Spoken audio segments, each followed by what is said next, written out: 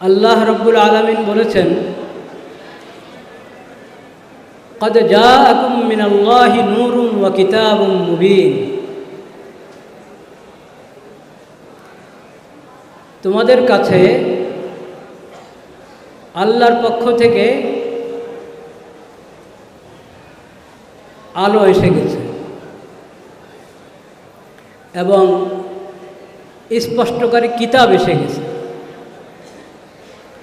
হককে স্পষ্টভাবে উপস্থাপন করে, হেদায়েতের রাস্তা স্পষ্টভাবে প্রদর্শন করে,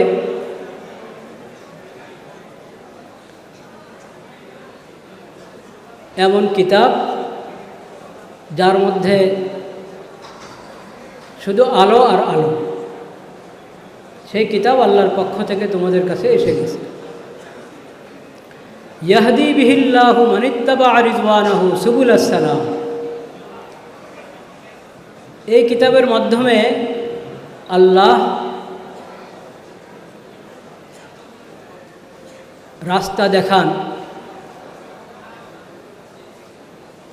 তাদেরকে যারা আল্লাহর সন্তুষ্টি চায়, আল্লাহর সন্তুষ্টির পথে চলতে চায়, তাদেরকে আল্লাহ তাআলা শান্তির রাস্তায় পরিচালিত করেন, শান্তির রাস্তা দেখান, তাদের সামনে শান্তির রাস্তা খুলে দেন। সুবুল আসসালাম, শান্তির সকল রাস্তা।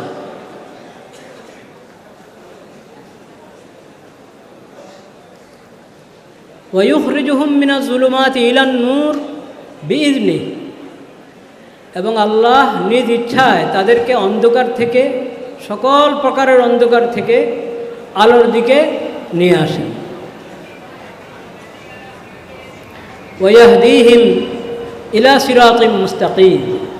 এবং তাদেরকে সঠিক, সহজ, সরল রাস্তায় পরিচালিত করে।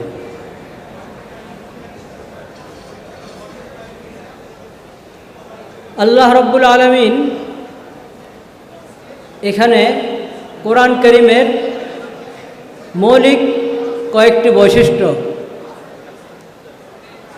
উল্লেখ করেছেন। প্রথম বিষয় হলো কোরআন নূর, আলো।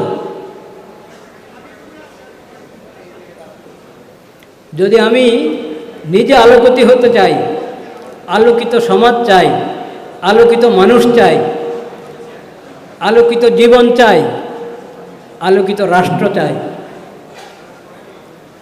তাহলে আমাকে এই কোরআন কারীম থেকেই আলো গ্রহণ করতে হবে।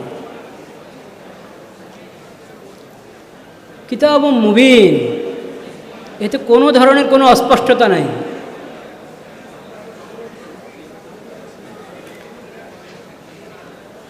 হক এবং হেদায়েতকে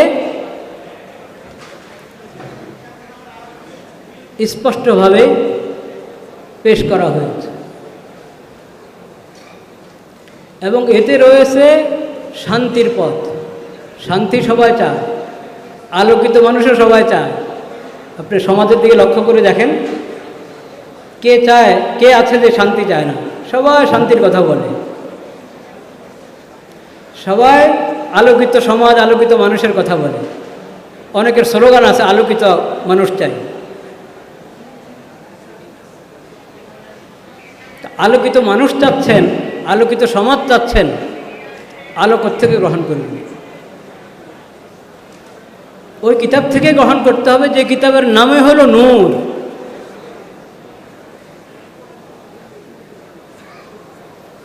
এবং শান্তি এই কিতাব থেকে নিতে হবে, যে কিতাব আল্লাহ তাআলা অবতীর্ণ করছেন শান্তির রাস্তা দেখানোর জন্য। এবং শান্তির একটি রাস্তা না, সুবুল আসসালাম।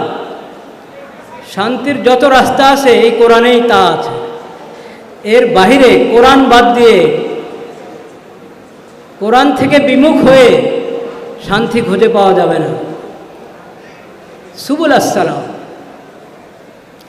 ওয়ায়ুখরিজুহুম মিনাজ যুলুমাতি ইলান নূর। সকল প্রকারের অন্ধকার থেকে আল্লাহ রব্বুল আলামিন এই কোরআনের মাধ্যমে আলোর দিকে নিয়ে আসেন। মানুষকে।